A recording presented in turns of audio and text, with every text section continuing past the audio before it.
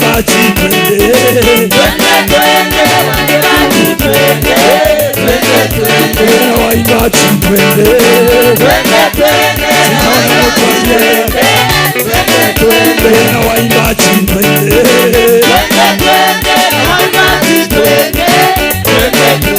na wachungaji twende,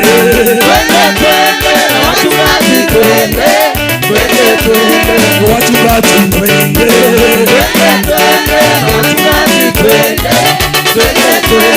wainjilisti twende,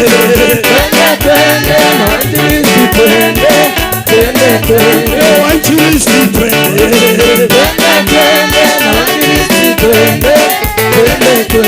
maaskofu twende,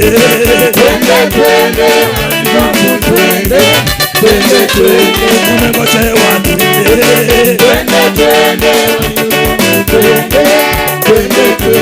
Yesu wetu ni moto, Yesu wetu ni moto,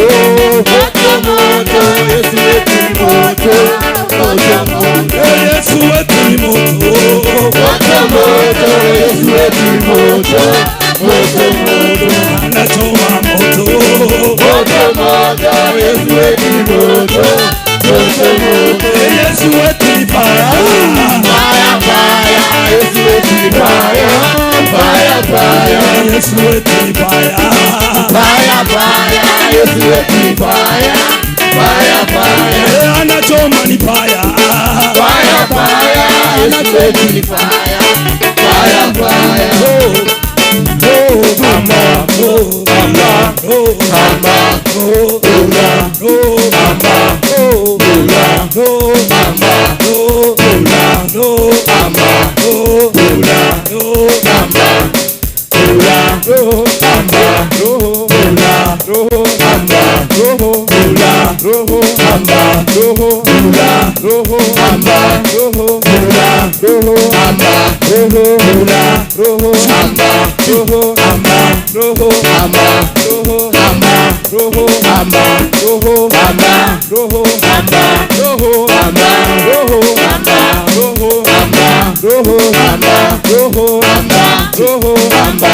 so we must praise him in African way.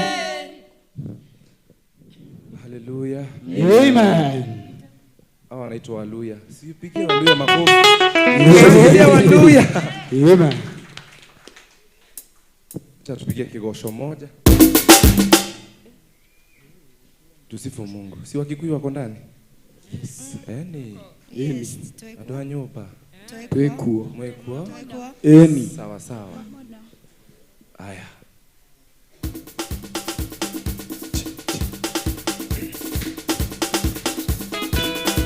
Makofi ya juu.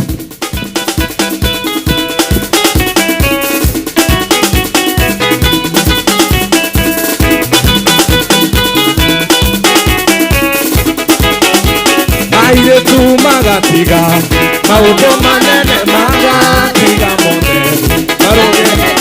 aire tu magatiga, mauto manene magatiga mone, marogera Jesu, marogera Jesu, marogera Jesu, marogera Jesu, marogera Jesu,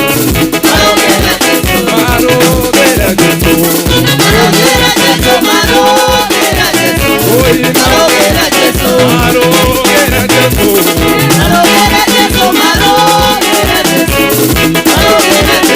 anake magatiga, mauto manene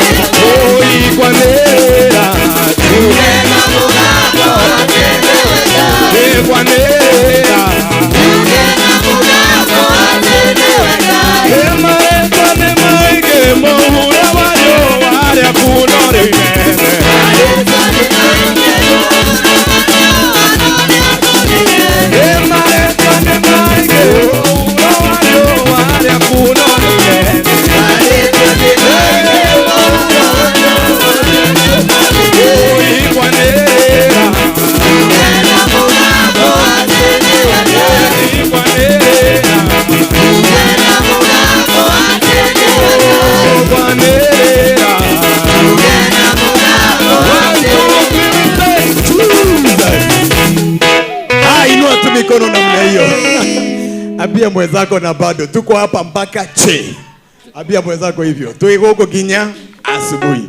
Inua tu mikono yako ninapoleta apostle, nilete bishop ili atuletee mtumishi wa Mungu.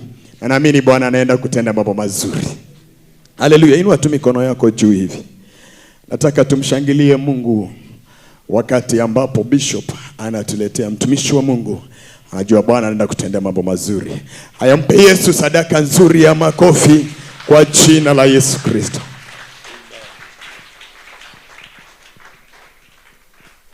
Amen. Bwana Yesu asifiwe. Bwana Yesu asifiwe. Ukiwa tu umesimama hivyo, hii si kesha kama ingine. This is not a meeting like the other, and it is not business as usual. Thank you, Apostle Wafula, for leading the intercession. Hiyo ilikuwa ni apostolic prayers, maombi ya kitume. Na kazi ya mitume ni kuhakikisha misingi ile ambayo si ya Yesu imebomolewa na misingi ya Yesu inawekwa mahali pake. Hallelujah. Leo wewe umepatikana ni kwa sababu Mungu amekusudia. Uko mahali hapa ni kwa sababu Mungu ametukusudia. Nina furaha ninapoenda kuwaletea mtumishi wa Mungu. Kitabu cha Tito sura ya 2 mstari wa 11. Titus chapter 2 verse number 11.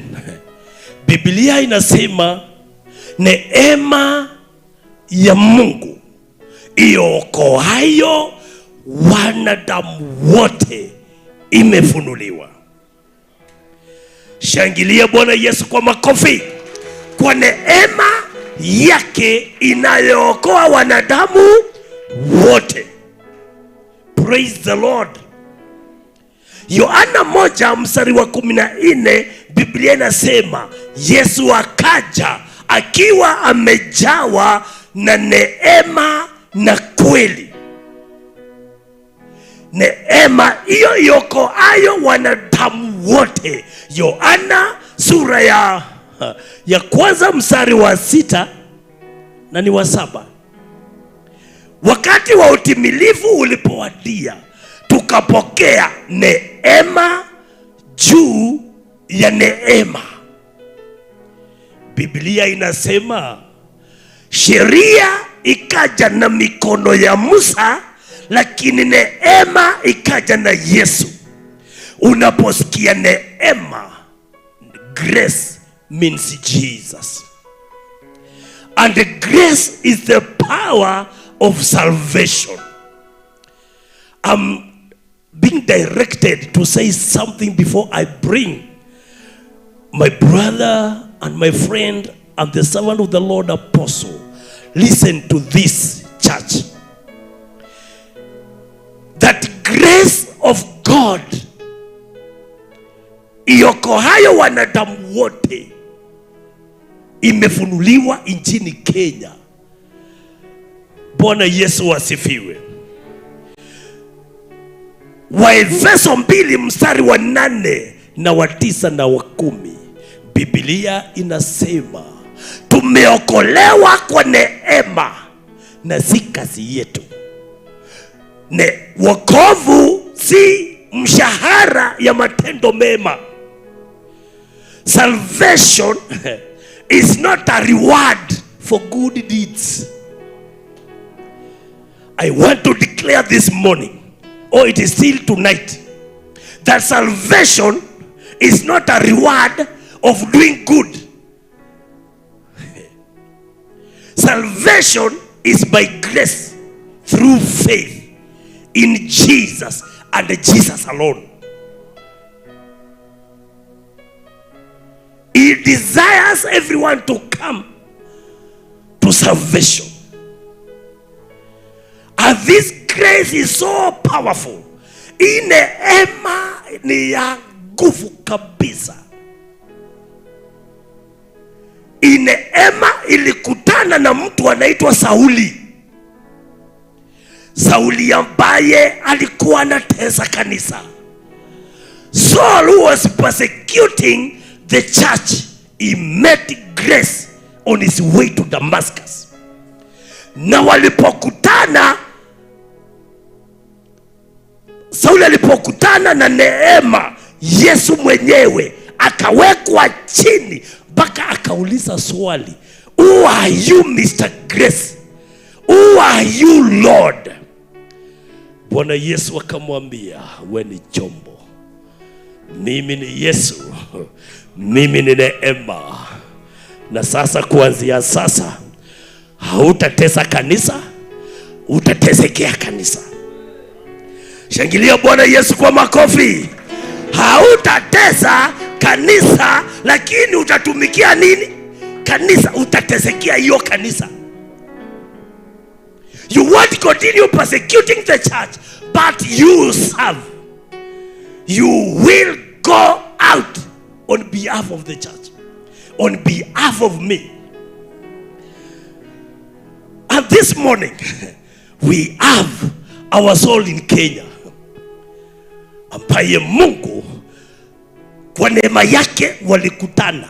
Sikukuwepo pale walikutania, ila mimi nimejazwa na neema na rehema kuintroduce kwenu mwenye alikutana, mwenye alitesa kanisa hapa nchini Kenya. Sijaanza kuhubiri jana na kuambia alianzisha a movement, na hiyo movement nilikuwa nailipa ushuru huko Dandora, nikiweka crusade. Wanakuja, lazima tutoe kitu kidogo tuweke vyombo. Yani tunateseka ndio tuweke mkutano, kwa sababu kwa mtu mmoja alianzisha kimovement alianzisha. Na kumbe siku moja tutasimama kuhubiri pamoja, yani tutatembea pamoja. I want to tell us, church and the Kenyans, I'll walk with the apostle, I'll walk with him. I know what God has done. The transformation in his life is real. Imagine Saul, who persecuted the church, became, oh my goodness, the chief apostle in the New Testament. And Paul stood to fight for the church. And I want to tell you, because I know the man I'm bringing before you. We had a meeting and they told me, I am ready. I am ready for the church. And they told me many things. Na moyo wangu kakubaliana yeye. You like it or not, Kenyans, the church of Christ is rising up. Religion is dying. Denominations are dying. And the church of Jesus is coming up in the name of Jesus. God gave Apostle Paul the grace to serve the church, to defend the church. Praise the Lord. And I would like you to help me. Raise up your hands as I bring over my brother and my friend and a colleague, an apostle, Apostle Dura Waruingia, to come and take over. We are giving thanks for your life, sir. For Jesus giving you life. You never gave your life to Jesus because you didn't have. Your spirit was dead, but Jesus gave you life. The life you are living is the life of Christ. Do what God has called you to do. Thank Welcome. you. Thank you. Put your hands together for Jesus Christ. Thank you. Thank you. Father, we thank you. We give you honor. We glorify your name. We worship you this wonderful evening. Thank you for this another opportunity that you have brought us together, that we may be able to worship you. You are the Father Almighty. You are the King of Kings, the King of Glory. Jehovah Elohim, you are El Shaddai. We glorify your name. We worship you. In Jesus' name. Somebody say amen. Amen. You may be seated in your seat of miracle. I want to thank God. I was just watching You know, sometimes I'm told we are live. And I was just watching you live from Nairobi. We are live on Bethel Clouds TV. So if you have a phone, you can be able to share it to some few, 3, 4, 5 people, so that they can also be able to enjoy what you're doing. And again, I want to thank you once more for coming for this wonderful Kesha, the Kesha of Thanksgiving. It is always to say thank you. You may lack words to say anything. You may not be able to be anywhere you want to be. You may not be able to be so powerfully to give people something, but it's very important to tell God, thank you. Thank you. It is enough. Even if you don't know how to pray, tell your God, thank you. Even if you have been suppressed by the devil that you are not able to pray, tell God, thank you. Thank you is more than enough. More than going to Catalonia. More than going to Heaven's Gate.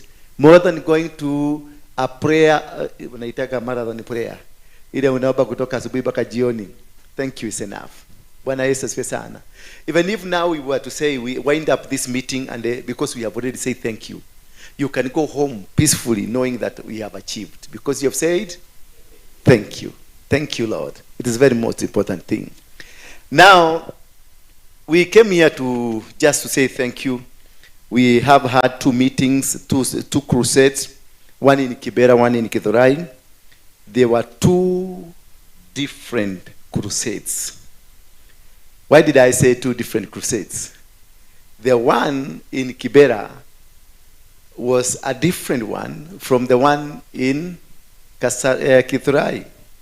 God had a purpose of the 2 different kind of crusades that we got.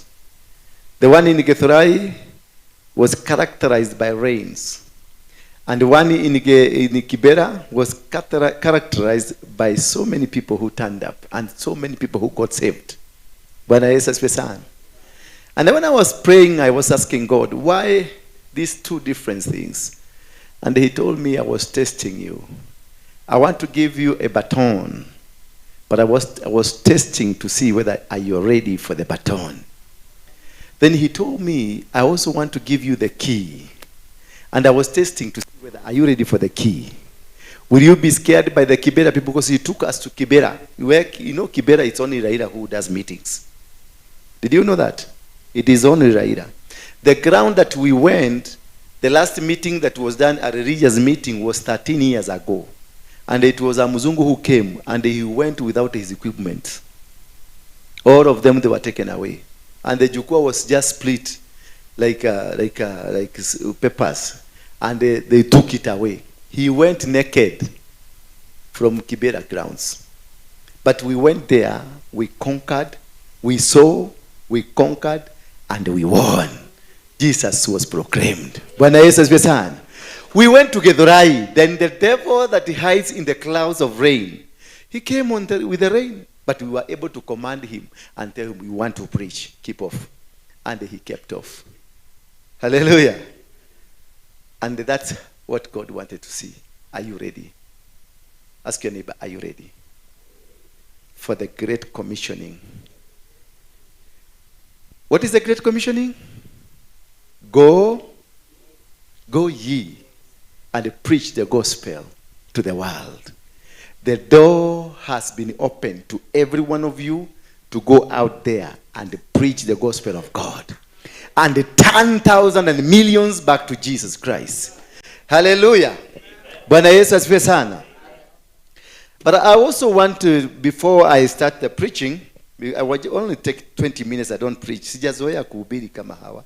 Mimi si mhubiri mzuri kama hawa. Unaona huyu anashika microphone bako unasikia kuna tetemeka. Sasa unasikia ni kama katoto kameingia. Sasa unashida huyu unaye kuhuja. Nitahubiri tu, acha nihubiri ile naweza kidogo. Hawa unaona kama huyu anashika microphone naomba mimi siwezagi hiyo.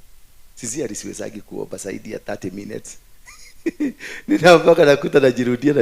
Because every person has been called on an area and is made full and perfect. And that's why if we were able to understand the body of Christ, hatungepigana. Maana tunangangania kuwa pastor na wewe si pastor. Wewe ni muinjilisti. Sasa enda kwa kiwanja, tafuta watu. We have 7 billion people, and of the 7 billion people, now here is only 1 billion ambao wanajua Kristo, na 500 ndio wanampenda Kristo, ndio wanafuata Kristo. Kwa hivyo about 6.5 billion they don't know Jesus. And Jesus said he'll come when the whole world knows him. So nyi wanaona ngangania kwa nini?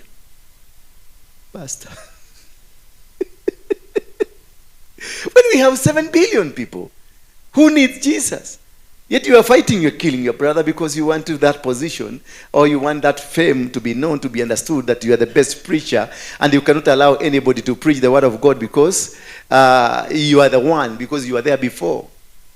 There are 6.5 billion people waiting for you.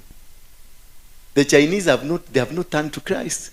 The Indians are still worshiping God, the cows. The Russians, they don't even know what is to call God. Yet Wakisii wengine hapa bado ni wachai. Wakikuyu bado wameenda hapa kuroga. Wakamba wako wengi wanaroga. Naona uana na mtu mwingine mnapigania kakitu kadogo. Baba, simufundisha hawa watu. Tuondoke kwa dini. Did you know one thing? I don't know whether you know this thing. I don't know whether you are in that category. Jesus told me that he is coming to kill religion or to kill my church. Did you know? Did you hear that? Jesus has descended. He's already here. And his only one mission is to kill my church and build his church. My church is going. My church with my wife, tumepigwa picha hapa, tumeweka kwa poster pale, is going. The church of God, the church of Jesus. He said this revelation, he told Peter, the revelation you got where he was standing on a rock. Bwana Yesu asifiwe. Jesus told him, I'm going to build my church here. It is not that Peter, it's not Peter that was going to build a church. It is Jesus to build a church on that rock where gates of hell shall not prevail. But instead we build a church on Peter. And we made him the first pope. And then that's when we lost the game. Because we are all anchored on the church that was built by Peter, but not the church that Jesus built. Bwana Yesu asifiwe sana. We are going back there. Mwambie mwenzako you are going back there. As I was praying again, there's this vision that came, and I need you to pray. And it's not a good vision. And as I was praying, and it has really disturbed me because I had said it sometimes back, but I can see it is so near, not very far away. I saw this flag once again being at half-mast. What does that mean? That this flag once again being at half-mast. Do you know what's half-mast?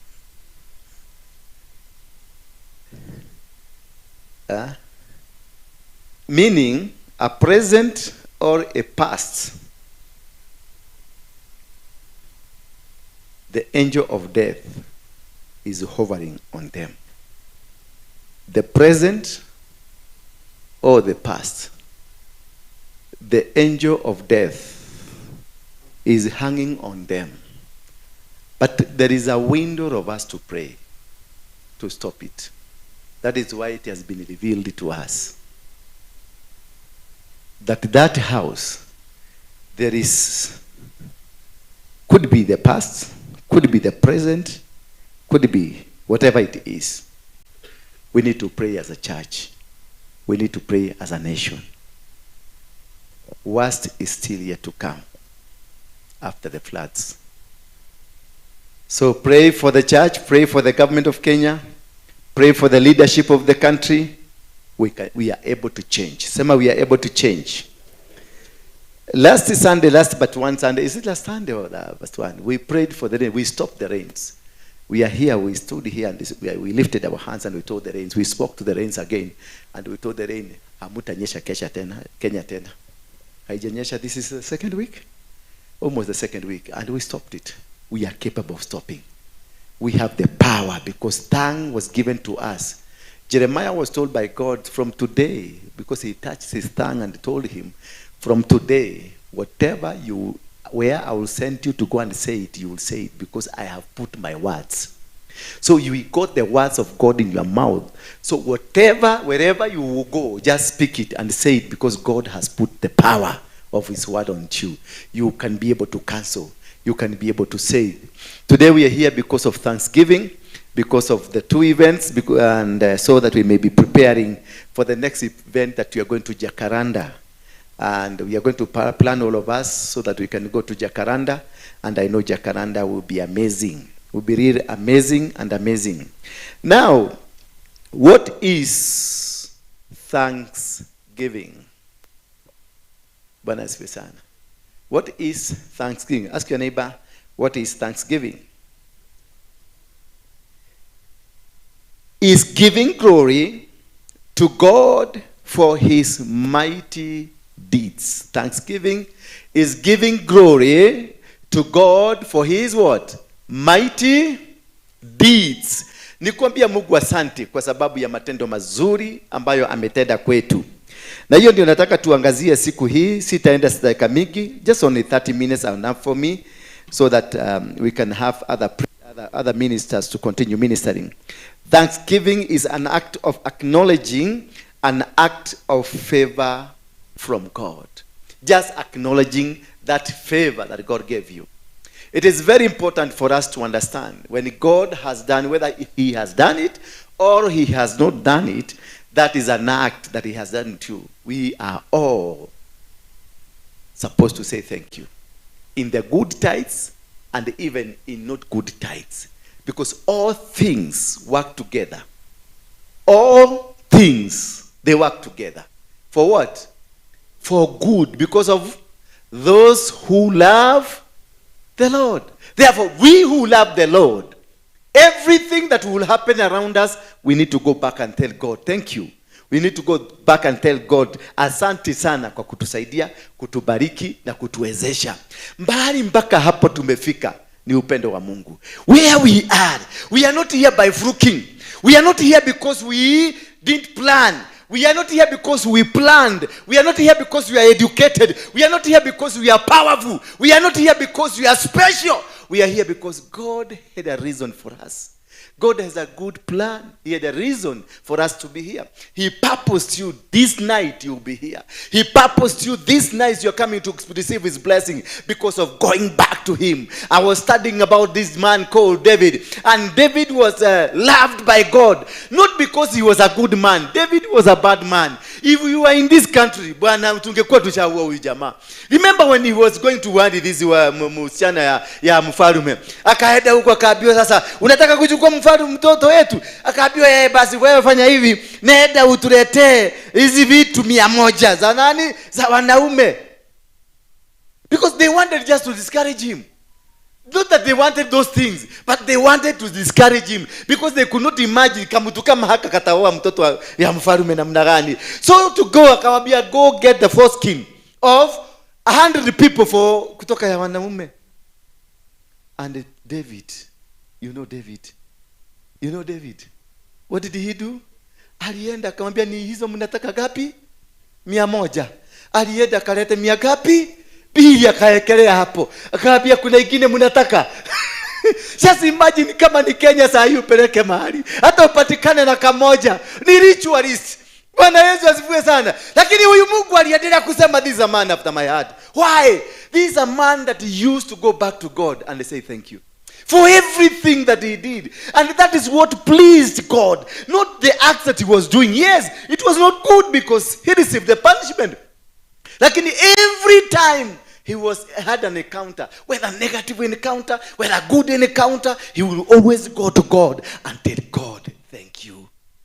Whether he has been defeated, he will go to God, thank you. Whether he won a battle, he will go to God, thank you. And that is a mystery. Saying thank you is a mystery. And this mystery unlocks your life. Bwana Yesu asifiwe sana. It brings God closer to you. Saying thank you is more than the sadaka you give. Saying thank you is more than the tithes you give. Saying thank you is more than coming to church. Saying thank you is more than preaching the word of God. Saying thank you is more than being loved by anybody else. Saying thank you is a remorse way to get God come closer to you. And that is what has failed us most. Because when we are blessed, we say, uliona hiyo crusade, watu waliokoka, nilienda tu nikashika microphone, watu wakaanza kukuja. That is madness. It was not you who brought those people. They could have been busy somewhere. But God realized you have a covenant with him.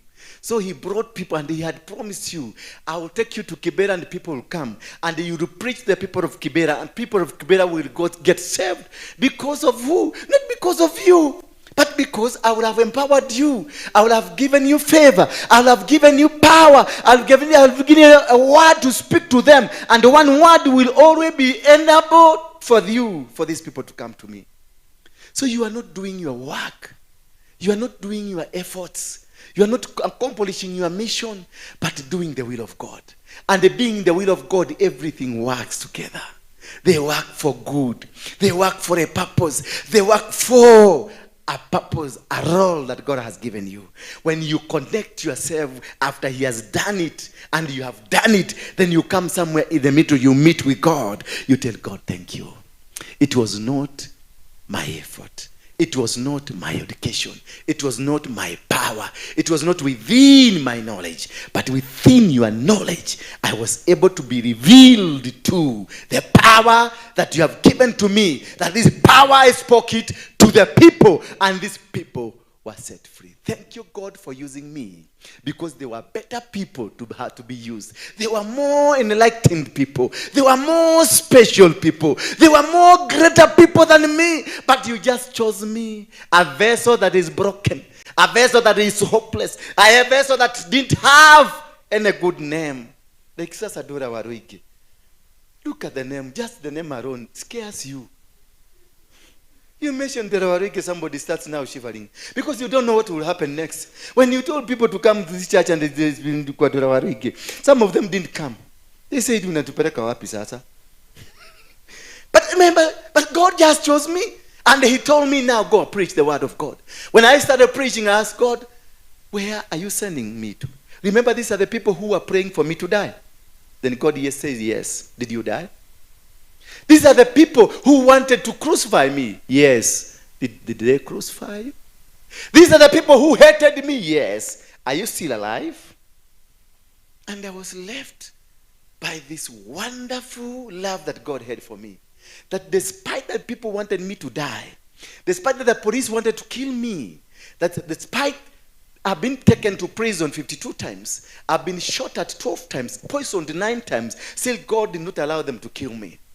The angel of death tried to come and come and come. He was never given a position anywhere near me. I was still raised up. When people in the Kenya wanted me to be jailed, others were praying for me to die. Others were praying for me to get salvation. Still, God had a role, had a purpose, and had a reason for me to be there. And the reason was that one day I will come to preach to those and preach with those who hated me. A person like Kwesu, if you ask him those days, he will never even imagine sitting around closer to me. Not even just in a building, same building. If he will hear I'm in the same matatu with him, he will jump out of the matatu because an animal is in the house. But remember now, today, I know Kwesu the other day, he stayed in my office until midnight. And I was wondering, is this man, are you sour? You say there. Pastors will come, bishops will come and enjoy. I saw Harrison the other day here. When I went to Harrison's church, I told Harrison, I want to get saved. I went to his church. Do you know what he said? They closed the door of the church first. Those are the days of Mungiki. They closed the doors first. And they went and did a very quick prayer. Because they were ascending. They were ready to ascend. Because they knew the dangerous man, the man that kills, has come. And Harrison told them, kwani tumefanya nini sasa? Amekuja akaweka atakari kitu ikite. Ati areda kuhonoka. Atia. kujeni tushikane mikono. Wakashikana mikono kuomba, si maombi ya kuombea huyu amekuja kuokoka, kuambia Mungu tunakuja na tukikuja tupokee vizuri. Hatukuji kwa njia mzuri, lakini tunakuja. Bwana Yesu asifiwe sana. I mean, God, the amazing God, that this man again, he came here to open up this sanctuary. He came to tell people, indeed, I know this man God saved. Because so many other people never believed until today. They still never believe. They never believe that you got saved. They never believe that I am still alive. There are people who come to church to see whether it is me.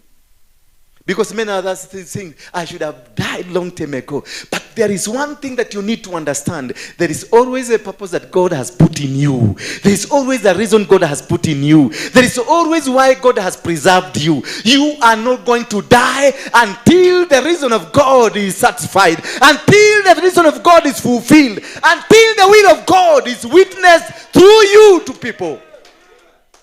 Nobody is going to shatter your dream. Nobody is going to change what you are.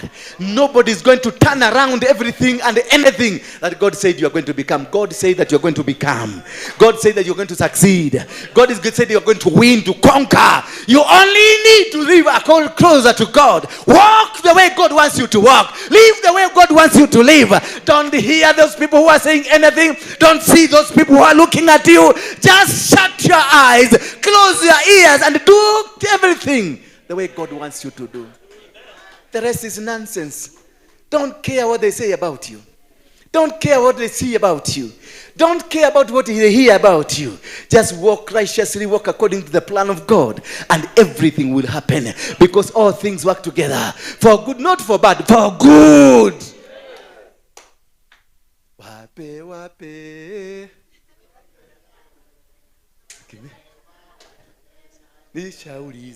Wape vidonge vyao, waambie Kristo ni Bwana, waambie utukufu wa Bwana umeshuka. This is the kingdom of heaven where everybody is equal. Hata mwizi ni wa Mungu. Bwana Yesu asifiwe sana. Mwizi ni wa Mungu. Hata mchawi ni wa Mungu. Na wote wataenda mbinguni. Kunasemekana kuna vitabu na kuna kitabu. Kitabu kile kimeandikwa kila mtu. Sijui kama mnanielewa. Kuna vitabu na kuna kitabu. Hakuna tumeambiwa ati kuna vingine, kuna watu hawatakuwa kwenye vile vitabu. Watakuwepo, wachawi watakuwepo, devil worshiper watakuwepo, Wakristo watakuwepo, Wahindi watakuwepo. Judgment itasomwa kwetu sisi zote. If you are a judge today, resign. If you are the one who knows who is saved and who is not saved, go and resign. In the kingdom of heaven, we don't have judges. The judge is one. But when you are coming to religion, we have judges. You are judges. Religion came to bring distinction. Religion came to bring mipaka. Religion came to bring classes. If Jesus came to Kenya today, who will be the first people to lynch him? Who will be the first people to lynch him? Because he will be lynched. It will be the pastors and the bishop. Akina Kwesu. Apostles, Akina Warike. Prophets. He will be the first people to lynch him because he will come with a kara and a Muslim robe. And he need to try that roundabout to say, Mimi ni Yesu, kujeni. Then pastors, we will go to look at Jesus and say, this is a false prophet that we said. And we will lynch him. We will destroy him. Because he's not wearing an Italian menswear suit. He will not wearing a designer shoe. He's not wearing a nice cloth. He will come a simple man. Because the kingdom of heaven is about simplicity. It's about being simple. God is not complicated. Jesus was not complicated. Even that is why they were not able to know Jesus. Jesus was so popular, so famous, but they were not able to know him. That's why they required an insider to tell him where is he. Then the insider told them, ule mutaona nimefanya na hiyo ndio Wakristo wa sasa. Those are the people who will just sell you. Wakuja tu wakufanye hii na hii, waseme na aondoke na kae kado na ase kuli na katariambo roboshea rikatata robo sendere na anapayuka kabisa ndio wafunikie kisaga ili amefanya hapa. Majudasi Bwana Yesu asifiwe sana. Every single time wherever you are, you have a Judas in your life. In your marriage, you have a Judas. In your business, you have a Judas. In your ministry, you have a Judas. And these Judases, they want to crucify you. And because your God is so powerful, your God is so caring, your God is so loving, the Judases will not be able to kill. They will sell you, but you are going to resurrect. They will sell you. They will leave you and left you for dead. But the next minute, they will find you saying, amefufuka. Utafufuka, mwambie zako utafufuka. Irrespective of the Judases, irrespective of those people who are against you, just you have a reason to say thank you. Tell your neighbor, say thank you to God. In every move of your life, say thank you to God. Say thank you. Just tell God, I thank you, Father. Don't even pray. No, most of us, we are confused because we think praying too many prayers, 2, 3, 4, 5 hours, that is what makes you become a Christian or make you success. Oh, God will hear that. No. Just say thank you. Hallowed be thy name. What is hallowed? For those is exalting. Thank you, Father. Thank you. Hallowed be thy name. You lift up the name. Saying thank you is lifting up the name of God and telling him you are the only king. You are the only master. I am just a masterpiece of the master. And when you know that, you will always live to tell people that indeed there is God in heaven. There is nothing as important like knowing that there is God in heaven. The rest, leave it to the people. Whatever they will say about you, whether they say you are wicked, whether you say you are a prostitute, whether they say you are a murderer, whether you say you are a thief, don't worry about them. Just tell God thank you. Anybody who come and say the bad story about you, tell God thank you. Anything they hear about story about you, say God thank you. When you say thank you, God hears from heaven. And saying thank you opens up its own mysteries of things. Thank you.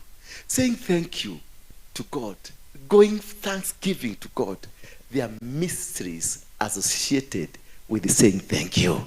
And I want to teach you 5 only mysteries about God and about saying thank you. Yeah, these are the mysteries or the secrets of thanksgiving. When you say thank you, the anxiety in you is relaxed. Because you have the confidence that God is with you. Because when you go saying thank you to the owner, saying thank you to that person who assisted you, it means you are at peace. You are not at war. That is why you are able to go back and tell that man thank you. That is why you are able to go back and tell them thank you. That is why you are going to go to church back and tell God thank you. Because you have got a relationship. Saying thank you brings a good relationship with God. Therefore, the anxiety that might be all over you will come out, and God will win over you, control every waves and control every system around you that could have caused you to be at pain because of saying thank you. You attract the presence of God, and the presence of God takes over the control of your emotions, the control of your desires, the control of what you want. And the number 2, it eradicates fear. Tell your neighbor, it eradicates fear. When you say thank you, you get out of fear. Do you know why? Because if I was a bad person, you will not come to me. If I was a dangerous person, you will not come to me. You will not come to say thank you. But because you know I am a good person to you, you come and say thank you to me. It means we got a relationship. And through this relationship, it removes every fear that can cause you to panic because you don't know what they said. You don't know what they decided. You don't know what they said about you. Because when you went to say thank you to them, they got calmed. And now their nerves were controlled, meaning every fear that was in them was removed. Every fear that was in you that this might not happen is removed. And when it is removed, it means that you got now the power to be able to control your work. And because this fear, when it goes, it gives you a vision to know God. When Solomon went to the mountain Gibeon and slaughtered 1,000 cows, as he did that, he went and slept. As he was sleeping, he was not scared of anything. You know, God could have, if it was Ruto, or if it was Uhuru Kenyatta, or if it was Waroinge, or it was Kwezi, and now you are a king, you will first look for security to come and guard you. You look for the Kwekwe squad. You look for the Reke squad to come and keep vigil, to monitor every moment. Lakini when this man went to the mountain and slaughtered, he was so at peace that he went down to the mountain and had a snap and slept. That is the time God appeared to him. So when you go say thank you to God, it brings the presence of God and he appears to you. As he was sleeping, God appeared to him, and in the dream, he never asked for anything. He said, ask for the wisdom. So when you say thank you to God, it opens the atmosphere for you to have a wisdom that tells you what to speak, how to speak to God, and how to relate to God. So when you say thank you, there is a door that will open, a wisdomatic door that will let you yourself with God, that you will not ask for anything earthly, but only that which God wants to hear from you. Bwana Yesu asifiwe sana. So when we are doing all these things, the kind of power that we get, the kind of peace that we get on our side, and we became, when he was praying and he was speaking, he became so intentional that he didn't ask for anything. Why? Because he knew, I am at peace. Why? I have thanked my God. And when you thank your God, you go and sleep and wait for the response from heaven, because already God is happy with you. And when God is happy with you, he opens every door. And that is what mostly David used to do. He knew how to open the doors, how to unlock the door, is by going back to God and telling God, thank you. Irrespective of my challenges, irrespective of my weaknesses, irrespective of how I behaved and what I behaved, they were used to go to God and tell God thank you, and from there he will win the next battle, because God wants to hear that. Because when we go to God with thanksgiving, we not only go to God with thanksgiving, but we go to God with thanksgiving and praises. Then we will worship God. When you give thanks, you praise, and then we do what? You worship. And that is the only thing that God waits from you, because there is nothing you can give God apart from saying thank you and worshiping God. So when you worship God, you give God his delicacies. You give God his food. You give God what he likes most. What do you like most? You like maybe a sausage in the morning, or a kasamosa, or something. What God likes most is that thank you. When you say thank you, then you will prepare a praise, because you are told to go to God with praises and worships. With praises, and then once we are there worshiping God, God will descend and be with you. So when you praise and you worship and you say, God, thank you, you bring the presence of God around you. Meaning when the presence of God is around you, there are no demon, no powers of darkness, no forces of the devil will be able to come anywhere near you. You are protected, you are guarded, because God's presence is with you. And that is why God continuously said, David is a man after my heart. So when you have the heart's God, what is God? That does God want? He wants that praise. He wants that worship. He wants that praise. The praising words that will praise him, that will worship him, that will glorify him. That is the food that God wants. Once you understand to say thank you, you will understand what kind of a meal that you give to God. What kind of a delicacy that you give to God. What kind of a breakfast that you give to God. What kind of lunch you give to God. What kind of supper you give to God. Because already you've said thank you. Meaning you have understood his plans for you. Bwana Yesu asifiwe sana.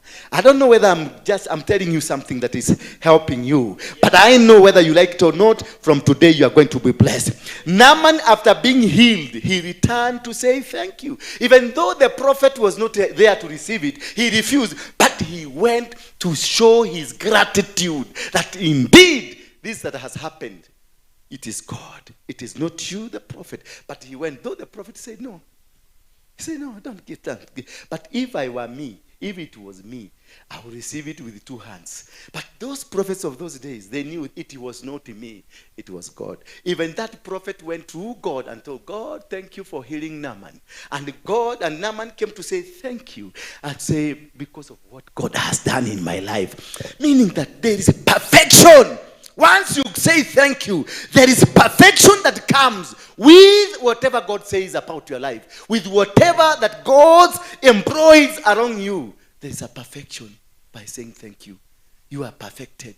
You are given that green light to be able to access the mysteries of the kingdom. Because when you say in the kingdom of heaven, it's about saying thank you. It's about saying hallelujah. It's about saying, God, I give you glory. I give you honor. I worship you. By worshiping and praising God, by thanksgiving, then the heavens will open for you. And the mysteries of heaven will also be revealed to you because you belong to them. I don't know whether you are getting there. I don't know whether somebody is understanding. So in the book of Luke, and somebody opened for us the book of Luke 17, verse 11 to 19. Then somebody else to do Psalms 119, verse number 164. Then as we go on to understand these things that we call the mysteries, media team, give me 17, Luke 17, verse number 11.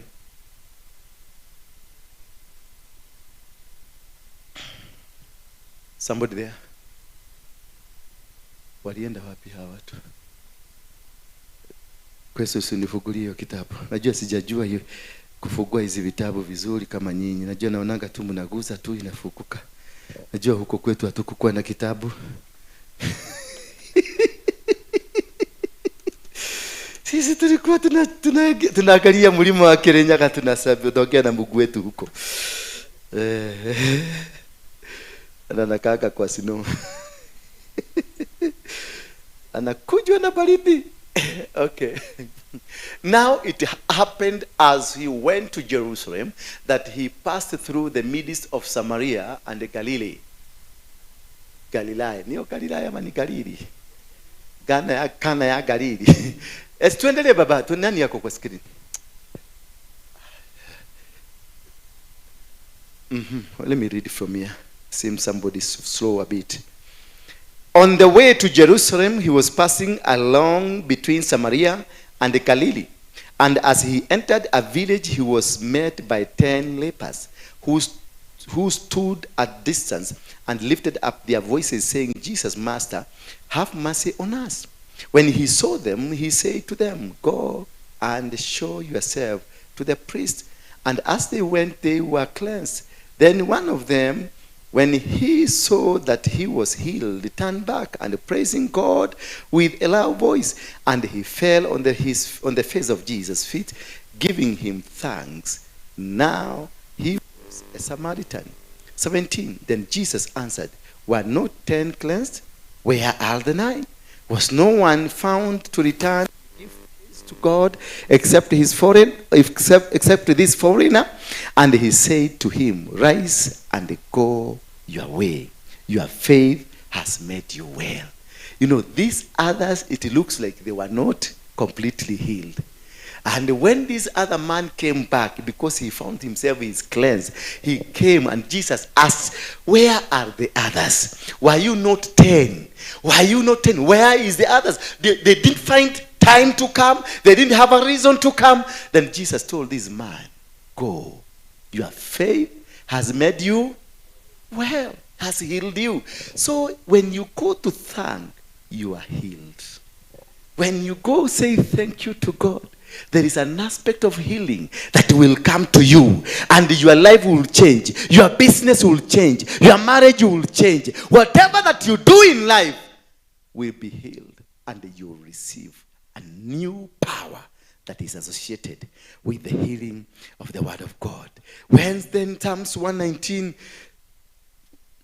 in the book of Psalms 119. Wow. Hii ndio nahitaji kwenda theology. 119 verse 164, the Bible says here, 7 times a day I praise you for your righteous rules. 7 times a day, every single moment, you say thank you to God. 7 times. And that is why Muslims are ahead of us. You know, Muslims go 5 times a day. And during lunch, You go visit a Muslim, no Kikuyus want to go during the lunch hour. You go to Isli to buy anything, you are carrying 20 million, and it is 1 o'clock. They will not receive your money because they want to go and say thank you. But if we were in this church and I saw a Mushirika coming there and she's traveling, she's going outside the country, and she was carrying $1 million that she was to bring here. Oh my God, I will start preaching and ribakaing and denying. Remayo konta yaraba. Kwesu koja rimakanta yarea. Remashende shiko ikamene. And then I will hand over the microphone. I go and pick the 1 million, then I come back. Because we don't understand how to speak to God. We don't understand how to relate to God, because all things will added. Seek ye the kingdom, and the rest will be added. People like Muslim, they seek the kingdom. No matter which kingdom they are seeking, they know how to seek the kingdom, because they understand the kingdom is controlling. This kingdom has the power. The kingdom has what that you are looking for. So when they go and sujudu in the mosque at Samoja, saa 11, saa 7, saa 11 jioni, na saa 2, 5 times a day. That's why they are powerful. That is why they have conquered Nairobi. That's why they have conquered the world. If you go to UK alone, 14 mayors in UK, United Kingdom, they are Muslims. If you go to Scandinavian countries, they have taken over. You go to America, they have taken over. You come to Kenya, they have taken over. Not because they are wiser, not because they are better, not because they have gone to school, but they know how to continuously say thank you to the God or the deity they worship. They are better. You worship the God, the mighty God. But even one time, you wake in the morning, then early, very in the morning when you are waking and you find you are late, you just do this. Oh my God, thank you. And then you wake out and go. Then the time you remember to pray, to remember Jesus, it is when you have an accident. Oh my Jesus, oh my God, oh my God. That is the only time that you come. The closest any other time that you remember your God is when you have an injury or something bad has happened. Oh my God, oh my Jesus. Then you hear the entire vehicle that you are traveling and there is a slight accident or a slight, the brakes almost failed. Then you say, oh my God, Jesus, oh Jesus. You hear everybody saying Jesus, Jesus, Jesus. Because we don't understand the concept of living and walking godly. Walking godly is knowing how to go back to him and telling him thank you, irrespective of the situation, irrespective of any difficulty, irrespective of whatever that you say that is around you. You need to go back and tell this God, thank you. Somebody say thank you to God. And number 3, saying this gratitude is an expression of faith. When you have the confidence to go back, it is because you have faith. Saying thank you is because you have faith. I say thank you for things I don't know. They are going to come. I say thank you for things I don't know. They are going to be there. I say thank you because God, I know I'm going to Mombasa. I say thank you to God because I know I'm going to Canada. I say thank you to God because I'm going to America. I say thank you to God because I know I'm going to UK. I say thank you to God because I know I'm traveling to Nakuru. That alone, saying thank you, is as an act of faith that makes you control. When you have this faith, you have the power to control the spiritual realm, because the faith that is in you can be able to move a mountain. The faith that in you, when you say the rain stop, it will stop, because in heaven they know you have the faith. You can be able to command. When you have faith and you have said thank you, the faith that is you is increased in a manner that you are able to command the spiritual realms. I don't know whether you knew that. That for you to be able to access the spiritual realm, for you to be able to access the kingdom there, for you to be able to access anything from heaven, you must have faith. And this faith is magnified through yourself saying thank you. If you don't say thank you, somebody called David was able to access at will the kingdom of heaven.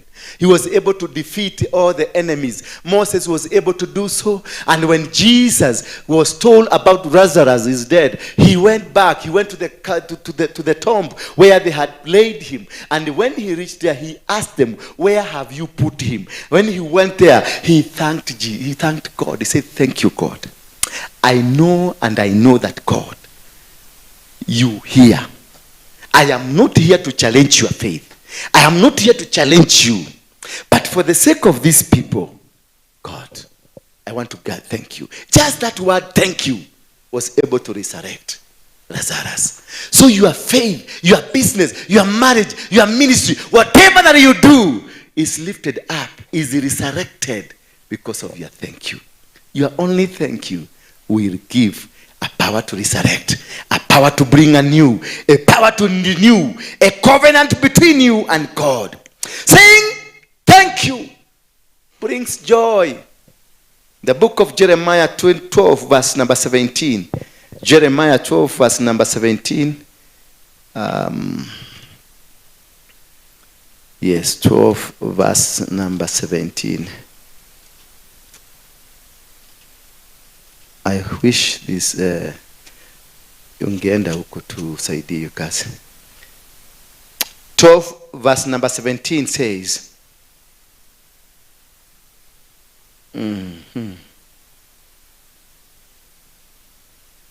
but if any nation will not listen, then I will utterly pluck it up and destroy it, declares the Lord. That when these people do not listen, you can only be able to say thank you because you are able to listen.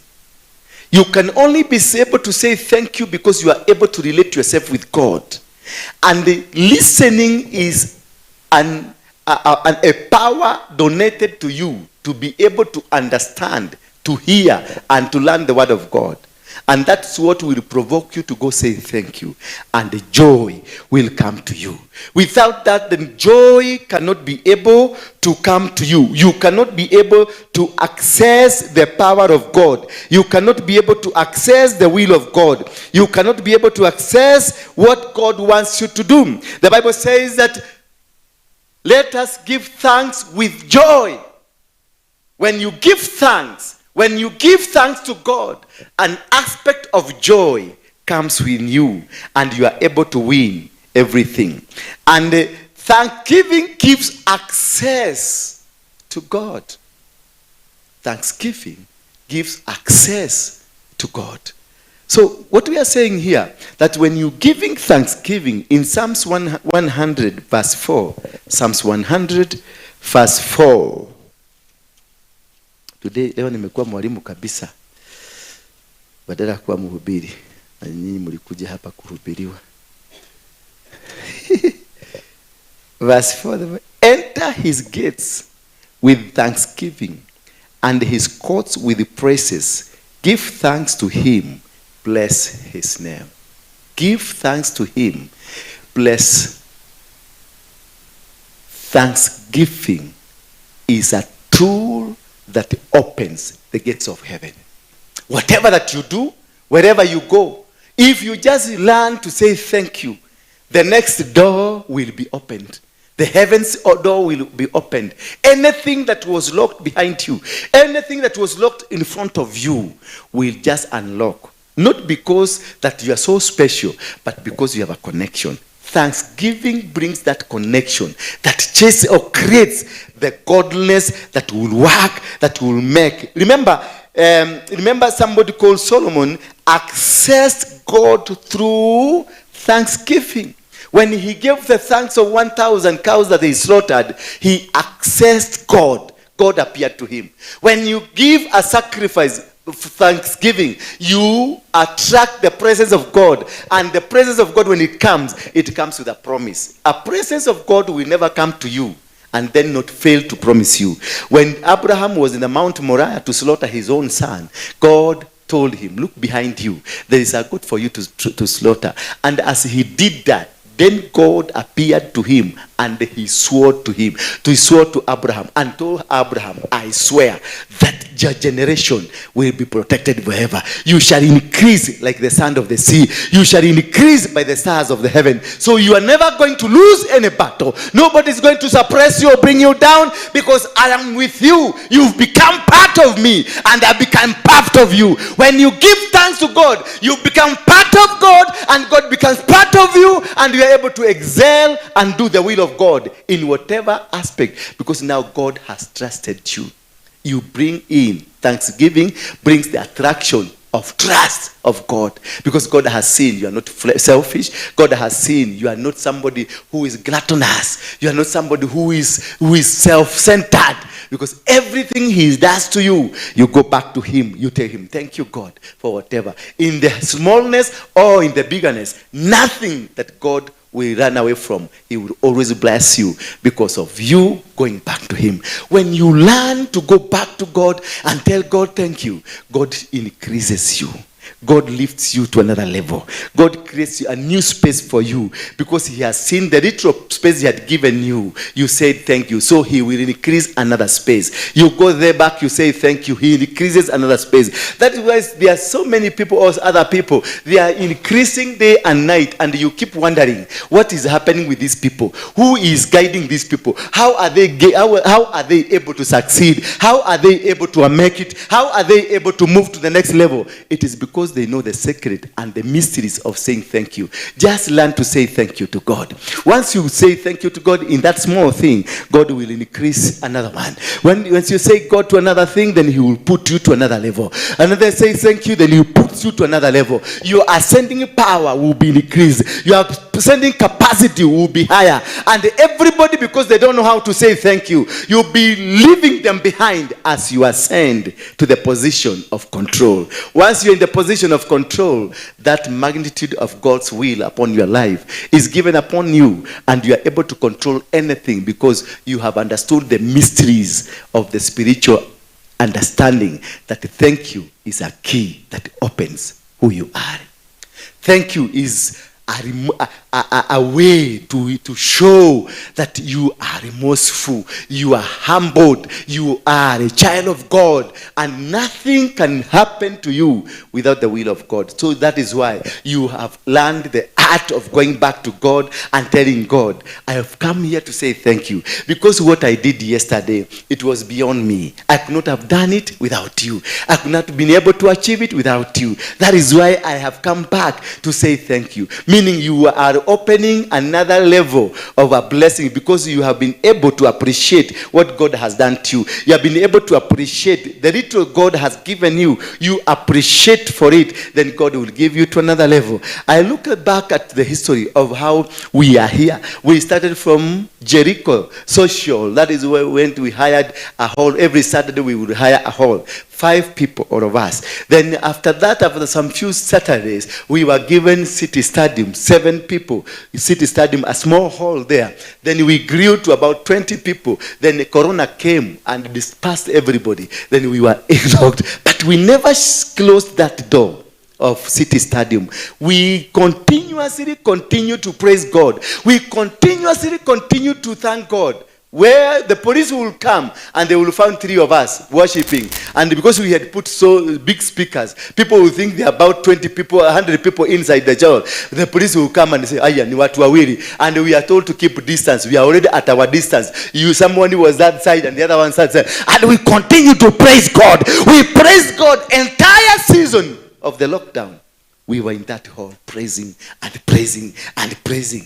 Eventually, he gave us this place. You see, it is amazing how God looks at how. Because we continue to tell God, we are paying rent. Yes, we don't know how to get this. And God gave us amazing idea. Because some of us from prison, we had gotten a training of building, doing the furnitures, doing kushona nguo kama hizi. We were doing them. So the first idea that came to us to sustain ourselves, to continuously continue paying for the rent, tulijenga kiti moja ya sofa set. And then we sold that seat. We didn't sold. We took it to our spiritual father, Harrison Nganga, and we gave him as our first fruit. If you go to the Harrison Nganga, kwa ofisi yake ile ya reception, the blue seat you find there, this is our first seat we did. Out of the torture of Corona, out of the torture of the COVID-19, we were there, nothing, but the idea came because we continuously continue to tell God, thank you. Despite these challenges, despite these difficulties, we are still your children. We are still worshiping you. We are still trusting you. And God gave us an idea. This idea, after after we did that seed, it was so nice. We took it to a bishop, and bishop, when he saw that, he was amazed. He asked me, is this not from China? We told, no, it is for us. So he tested us. Can you make 3 of this one? Then bring them. Then, do you have money? We don't have money. So he gave us some money. We went and made within 2 days, because the other one took us 1 month because we didn't have money. This one, we did it very fast because we had money. We took it to him. Do you know what he did? He gave us 4 million shilling to go and start the business. And that business is flourishing. We are selling furniture worth 2.5 million. A 7-seater of 2.5 million. Out of the disaster, out of giving thanks to God, out of telling God, thank you. We are still going to be there, irrespective of the COVID-19. Bado tutaendelea kuhubiri, tutaendelea kuita watoto wako, tutaendelea kusimama na wewe, na tukasimama until today we are standing, because we learned the art of saying thank you. Continuously, continue to say thank you. When you say thank you, you are lifted, you are anointed, you receive a fresh power, an anointing that is not with anybody. Anointing that is so powerful that nobody can be able to control. That is why God is amazing in our life. Thus, thanksgiving empowers and strengthens you. Every time you give thanks, Psalms 84 verse 7.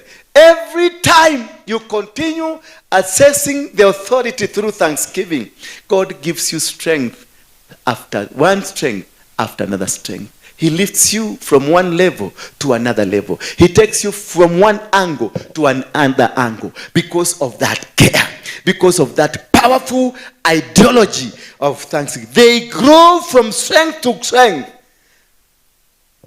who appear before God in Zion. Somebody, tufungulie tu hiyo tafadhali. Nataka nimalizie hapo ndio tuingie kwa sehemu nyingine. That's Psalms 84 verse 7. They grow from strength to strength. Each one appears before God in Zion. Go ahead, Baba. Then it takes you from one strength to another. Oh Lord, God of hosts, hear my prayer. Give ear, O God of Jacob. Because of hearing that thank you, he lifts you up from one strength to another strength. He turns you to become a vessel to be used, a vessel of authority, a vessel of power, and nobody was able to defeat you. And I want to assure you from today, because of you coming here to say thank you, you will see the wonders God will do to you. God will not only touch your ministry, he will touch your family, he will touch your business, he will touch whatever that you do in your life. God will turn it around because you have shown the remorsiveness, the love towards coming back to God. Irrespective of the challenges that you have met, but you still have time for God to tell him thank you. Can you rise up on your feet as we finish, as we do the book of Nehemiah, chapter number 8, verse number 10, and then James, chapter number 1, verse number 17, as we finish there, so that we can continue with us. So as we stand up, prepare your Thanksgiving gifts that you brought with you, and then we can place them here at the altar as we invite Bishop Kwesu and the other ministers of God who are with us to come and pray for these sacrifices so that we can perfectly be in the will of God. Just praise them at the altar. Just come forward as we wait for the praise and worship team to start something with us. Then in the book of Nehemiah, chapter number 8, verse number 10, then he said to them, go your way, eat the fat, drink the sweet, and send portions of those whom nothing is prepared. For this day is holy to our Lord. Do not sorrow, for the joy of the Lord is your strength. This is a day that God has given you. The joy of the Lord is with you. The blessings of the Lord. Do not, just he's telling you, then he said to them, go your way, eat the fat, drink the sweet, and send portions to those whom nothing is prepared. So remember, even those that nothing is prepared, nothing gets anything. Give thanks. Once you give thanks, we give thanks to everybody, including those that they don't have. Bwana asifiwe sana. My brother, for the phone, this gentleman, come I teach you something. Will you take this phone back?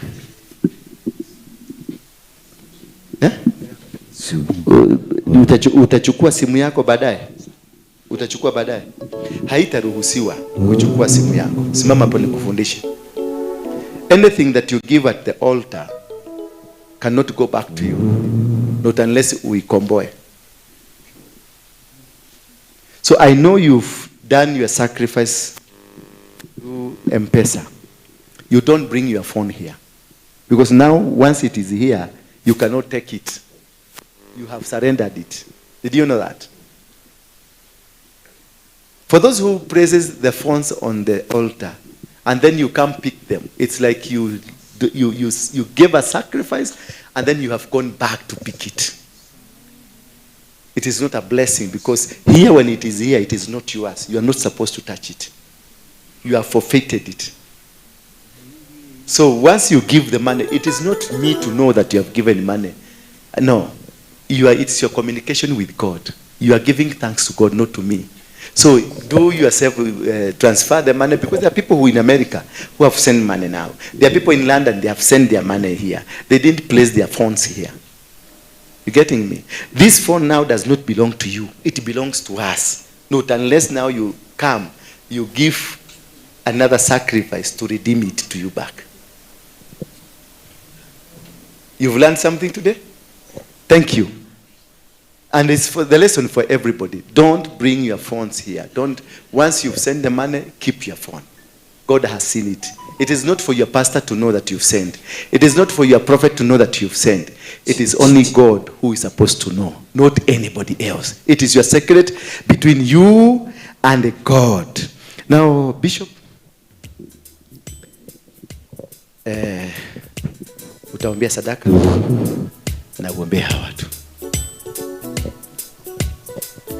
Amen. Situdoshe mikono yetu mbele za Bwana, na kwa moyo wako mwambie Bwana ni asante. Hiyo neno ambalo limekuja, neno la Bwana Mungu analifuata kapata kulitimiza. Jinsi ambavyo neno limekuja kwa hizo vipengele 5, ya kwamba unaposhukuru mambo ambayo inafanyika, mwambie pia Bwana ni asante, ni kwa sababu imefanyika maishani mwako, biashara yako, familia yako, huduma, kile ambacho unafanya maishani mwako imebarikiwa katika jina la Yesu. Hiyo kusema asante, mambo yako imefunguka katika jina la Yesu. Yani mambo yanazina kufanyika maishani mwako ni kwa sababu ya kutambua ni Bwana ameyafanya. Unatambua hicho kidogo ambacho kimefanyika maishani mwako ni Bwana, na umemwambia ni asante. Mwambie Bwana asante kwa kunipea nafasi ya kukushukuru. Mwambie Bwana ni asante kwa nafasi ambayo umetupatia kuja kumwambia ni asante. Ni nafasi Bwana ametupatia.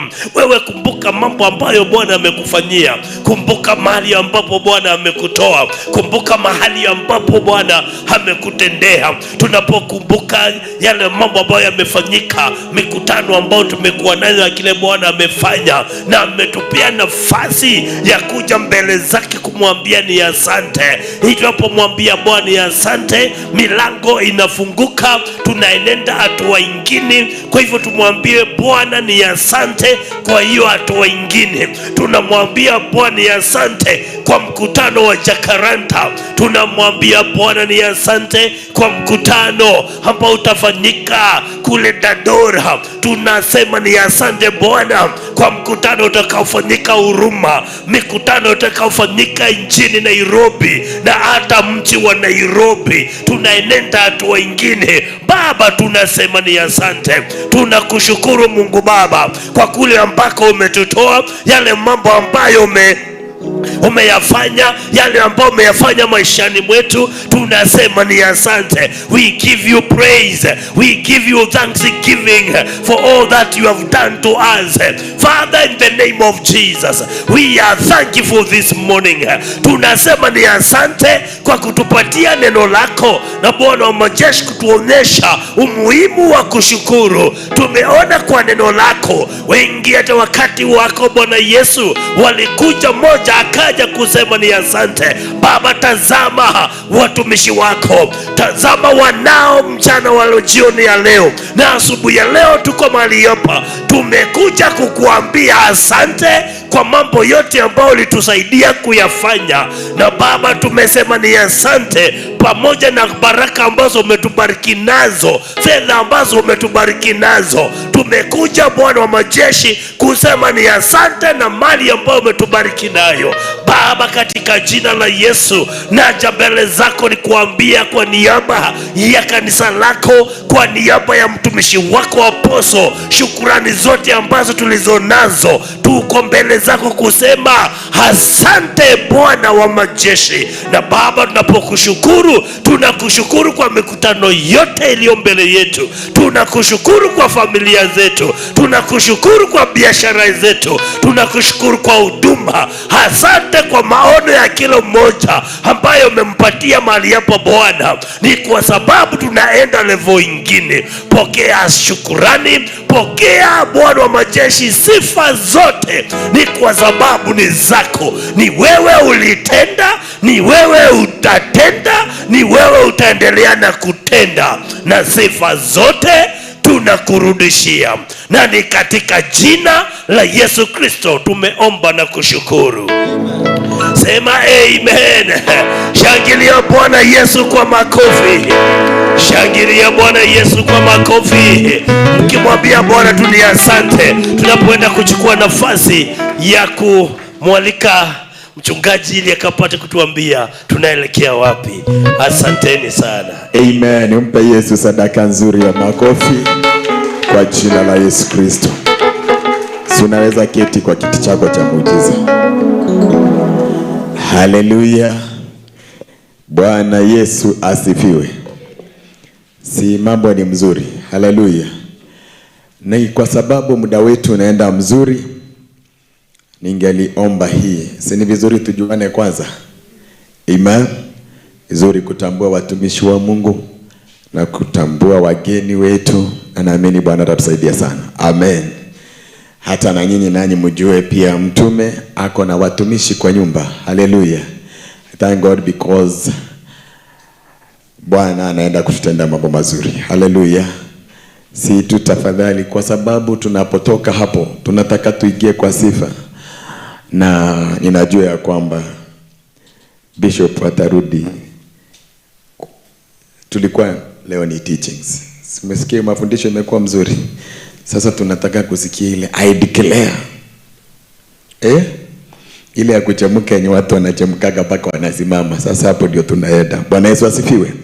Lakini the big, yani kitu kile kikubwa sana, ilikuwa lazima ufundishwe jinsi ya kufanya nini? Ya kushukuru. Hallelujah. So tunataka tukutambua watumishi wa Mungu ambao tuko nao katika nyumba ya Baba.